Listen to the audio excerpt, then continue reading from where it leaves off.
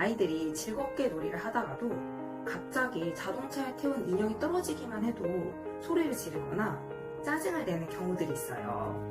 그렇다면 아이들은 왜 소리를 지를까요?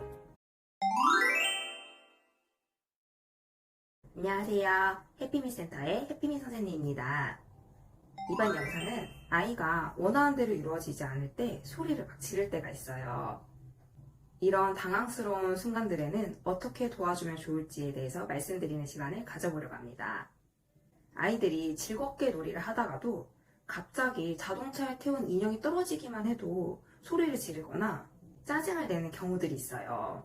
그럴 때는 속상했어 라고 마음을 읽어주시기도 하시고, 너 자꾸 소리 지르고 짜증내면 자동차 치울 거야 라고 단호하게 제안하시는데도 소리 지르고 떼쓰는 행동이 줄어들지 않을 때가 있죠.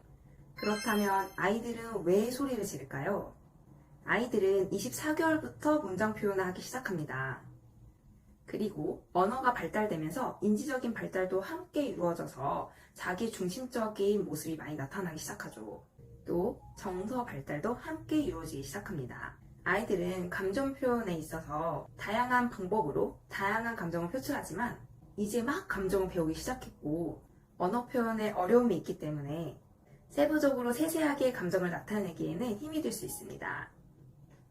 따라서 좋고 싫고 화, 짜증으로 나타내기가 쉽죠. 그렇다면 도대체 언제까지 이렇게 짜증을 낼까요? 또 조절은 언제부터 가능한가요? 아이들은 정서가 발달된 후 감정을 인식하고 감정을 조절하며 표현하기 시작합니다. 이러한 감정 조절은 만 4, 5세부터 기대하실 수 있습니다. 이때부터 타인에 대한 인식을 하고 감정을 조절하는 모습이 나타나기 시작할 겁니다. 그렇다면 아이가 무턱대고 짜증을 내고 소리를 지를 때는 어떻게 해야 할까요? 첫째, 아이의 마음 읽기와 표현 알려주기입니다. 아이가 물건을 던지거나 화를 내거나 짜증을 내면 처음에는 마음을 읽어주시면서 왜 그래? 이것 때문에 속상했어? 라고 하시기도 하시지만 이런 행동이 반복된다면 문제 행동을 멈추게 하기 위해서 혼을 내거나 서둘러서 아이가 불편함을 느꼈던 요소를 없애기 위해서 엄마가 해줄게 잠깐만 됐지? 라고 하시면서 상황을 수습하기에 급급하실 때가 있으실 겁니다. 또 화가 나는 마음에 아이에게 맞서서 같이 소리를 지르시면서 훈육을 하신 적도 있으실 겁니다. 이러한 방법은 아이가 스스로 감정을 통제하고 배워나가기에 도움이 되지 않고 오히려 부모님의 모습을 보면서 학습을 할 수 있습니다.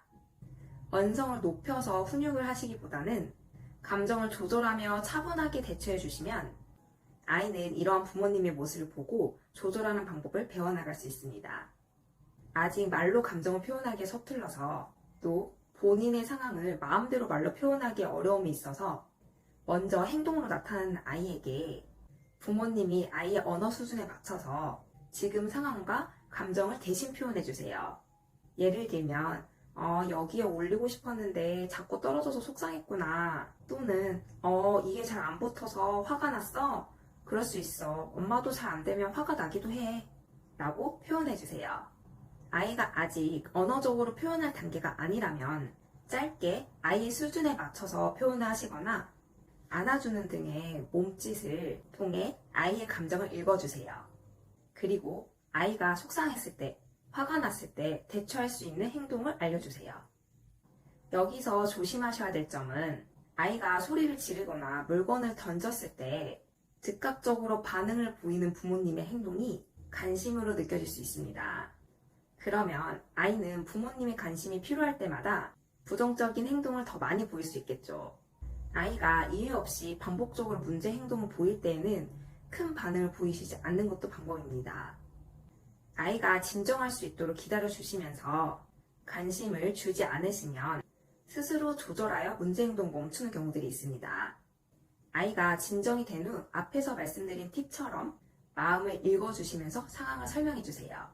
그리고 아이가 현재 본인의 마음을 조절하고 통제하는 데 어려움이 있고 언어적으로 표현이 안 돼서 행동으로 먼저 나타나는 경우들이 있습니다. 아이의 언어 수준에 맞춰서 아이가 표현할 수 있는 언어를 알려주세요. 그리고 부모님의 감정도 아이에게 들려주시며 표현해주세요. 예를 들면 누구누구가 즐거워하니까 엄마도 너무 기쁘다. 누구누구가 울면 엄마도 슬퍼. 라고 표현해 주시면서 아이가 상대방의 감정에도 관심을 갖고 표현할 수 있는 방법을 익힐 수 있도록 공유해 주세요. 또 부정적인 감정을 풀 수 있는 공 던지기나 종이 찢기, 트램펄린 위에서 뛰기, 풍선 던지기 등의 놀이를 해주시는 것도 방법입니다. 둘째, 일관되게 단호한 태도로 제재하기입니다. 아이가 보이는 부정적인 문제 행동에서는 한계를 설정하시고 일관된 태도로 제지하셔야 됩니다. 기준을 잡으시고 간단 명료하게 그리고 차분하게 단호함을 보여주세요. 예를 들면 때리는 거 안 돼, 던지는 건 안 되는 거야. 이러한 한계를 설정하셨으면 어떤 장소에서도 동일하게 적용해 주셔야 됩니다. 물론 아이를 돌봐주시는 모든 분들이 일관되게 적용해 주셔야겠죠. 그리고 아이가 표현과 이해가 되는 발달 수준에 있다면 한계를 설정한 후 아이가 이해할 수 있도록 설명해 주세요. 예를 들면 식당에서 뛰는 건 안 돼 라고 단호하게 제지하신 후 식당에는 다른 사람들도 있고 누구누구가 뛰어다니면 다른 사람의 불편함을 느낄 수 있어. 그리고 식당에서 뛰어다니면 넘어지면 크게 다칠 수 있어서 위험해 라고 설명을 해주시고 아이가 한계를 받아들이고 조절한다면 이에 대해 칭찬을 제공해주세요. 이렇게 반복된다면 아이의 긍정적인 행동이 강화되어 부정적인 행동이 점차 감소되기 시작할 겁니다. 오늘 영상은 여기까지입니다. 다음 영상도 더 유익한 주제를 가지고 찾아뵙도록 하겠습니다. 감사합니다.